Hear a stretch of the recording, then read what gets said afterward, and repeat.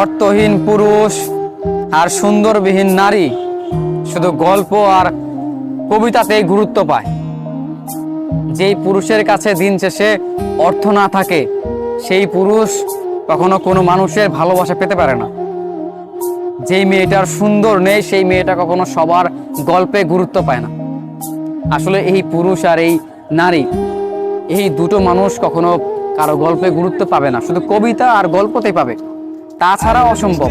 কিন্তু যদি আপনি ধরেন একটা ছেলে কিংবা একটা পুরুষ যদি সফল হয়, তাহলে সে সব জায়গায় গুরুত্ব পায়। ঠিক তেমনি একটা মেয়ে যদি সুন্দর হয়, তার যদি সৌন্দর্য থাকে প্রচন্ড, তাহলে দেখবেন তাকে ভালোবাসার জন্য কোনো ছেলের কমতি হবে না। প্রত্যেকটা মানুষের কাছে সে প্রিয় মানুষ হয়ে থাকবে। অথচ এই ছেলেটাই যদি প্রতিষ্ঠিত হতে না পারে, যদি অর্থহীন হয়, আর এই মেয়েটাই যদি সুন্দরবিহীন হয়, তবে দেখবেন কোনো মানুষের কাছে সে গুরুত্ব পাবে না, কোনো মানুষ তাকে ভালোবাসবে না। শুধু উপন্যাস, গল্প, কবিতায় তাদেরকে মানাবে। আমাদের বাস্তবতা হচ্ছে ঠিক এমনই।